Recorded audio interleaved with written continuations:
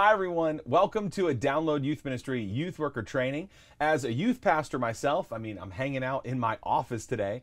It brings me great joy to know that there's men and women who are willing to take time out of their week to deepen their understanding of youth ministry and sharpen their skills. So first, let me say thank you. And it's my prayer that this time will be valuable to you and your team. Now, too often, youth workers are stereotyped. Now, you know the drill, right? The perception is that in order to be a good youth worker, you have to be young, cool, and have lots of free time. The stereotypical youth worker, right? They've got to be culturally relevant, know the latest songs on iTunes, and be able to name the stars in the newest blockbuster movies. Well, today, I want to shatter that unrealistic stereotype and talk about what it really takes to be an effective youth worker.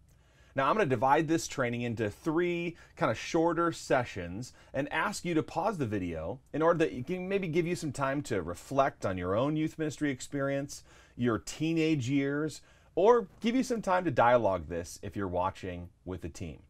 So join me as we jump into a youth ministry time machine. Now, let's go back in time to when you were a teenager. Now, let's get in touch with the culture that you grew up in. Now, today's teenager listens to music maybe on their phone. How about you? When you were a teen, maybe that was a couple years ago or more than a couple years ago.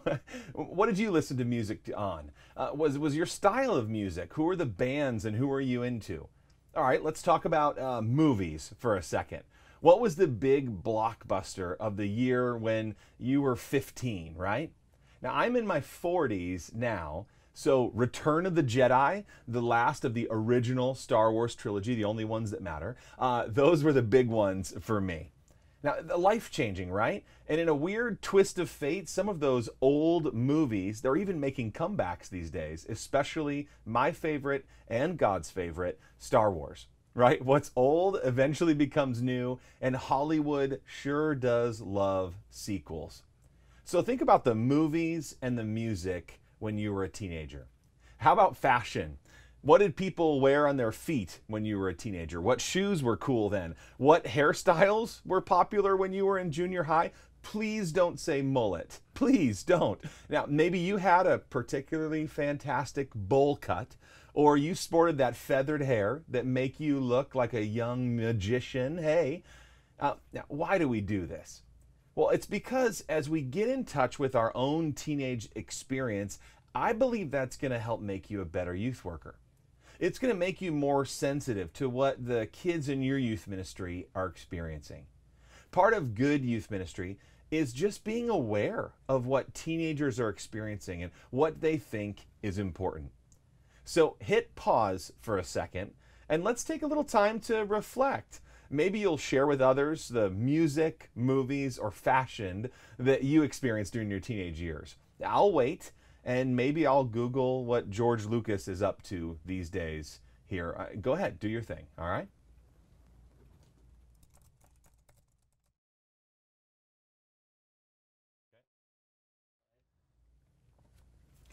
All right, I hope that was more fun than depressing. So let's move into a little deeper place and see where that takes us. Now, you've dived deep into your past. You've talked about movies, music, and fashion. Let's try this one on. What types of experiences defined you during this period of your life? Were there any big experiences that helped shape who you are today? Maybe you experienced a divorce in your family. Or maybe it's the first time that you stood face to face with someone passing away. Maybe you were painfully bullied or picked on or had no friends at all. For many teenagers, adolescence involves critical development years because they include some very painful or traumatic experiences.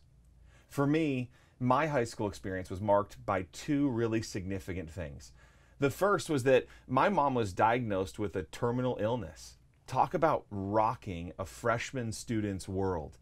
And then related to that, the second thing is that we moved that same year from Texas to, wait for it, not California, not Florida. We moved to Wyoming. If you're from Wyoming, I'm sorry. I'm sorry for offending you. But to a ninth grade boy, talk about culture shock. Talk about a painful experience.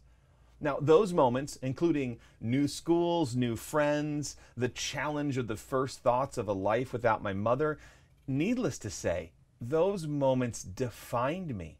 They shaped my view of God, my view of the church, family, and everything. Well, how about you?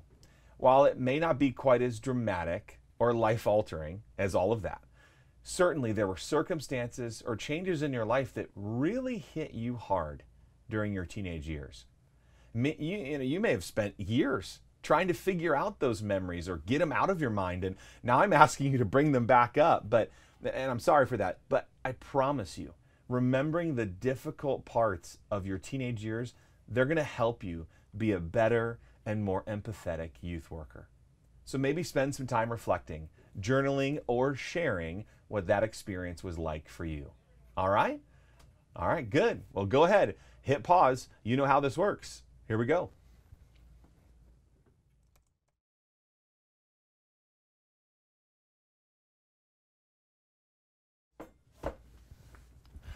All right, movies, music, fashion, circumstances. The last area I'd like you to take a look at as we journey down our personal memory lane together is to think about the people who were important to you during your teenage years. Who was your best friend? Who did you have a crush on? Who made the biggest impact in your life? I'd love for you to go beyond like the simple list of names, like, oh, that's easy, Josh. My friends were Jim, Dan, Jerry, and Carol. I want you to think about why they were important to you. What was it about them that made them so significant? How did they shape you, and where did they show up, and just why were they so important to you as a teenager? I think these questions could lead to a really interesting conversation, or at least something important to reflect on. So let's take a little extra time thinking about the people in our teenage years before I ask you to play the conclusion of this lesson. Where was I?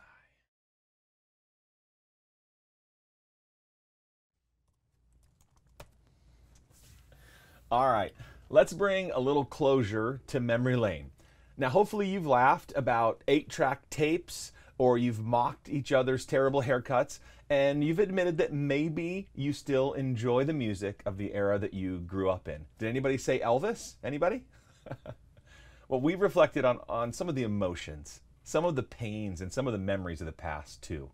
And we've also talked about some of the key figures in your story. What I want to do now is just pull it all together and leave you with this simple thought. Culture is constantly changing. There's new music from bands that you've never heard of, and your students are listening to stuff you're never going to listen to. And to be honest, I'd rather be stabbed with a fork than listen to some of the music that my students are into. That movies, they're bigger than ever. And how we watch them has gone through a radical change too, right? Like movie theaters to VHS tapes to laser discs to DVDs, and now we're streaming everything on Netflix, or maybe by the time you watch this, it's beamed into your brain. I don't know. Thankfully, fashion has changed. And if you got ribbed pretty hard during the fashion segment of this training, it may be a good time to update your wardrobe, right? Like, just think about it. If someone's elbowing you right now, take it as a little nudge from God's Spirit. And since I'm Mr. Fashion, I'll be happy to consult with you. Well, here's the deal. Culture is constantly changing. You can't stop it.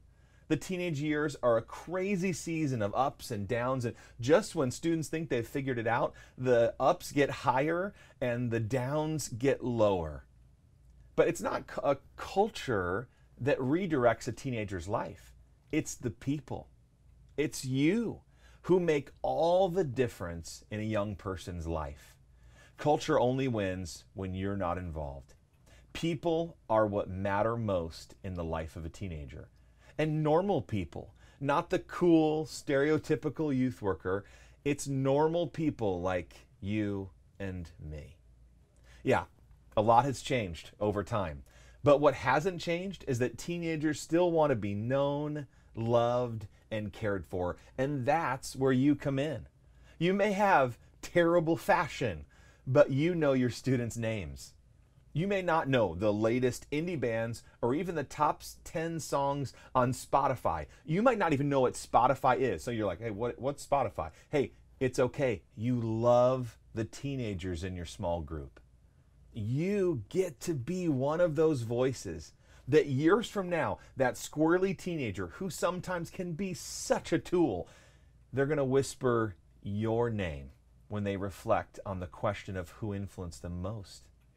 Some of you, you're going to be way up there with the greats. They're going to go, oh, my mom and my dad, and then you. How amazing is that?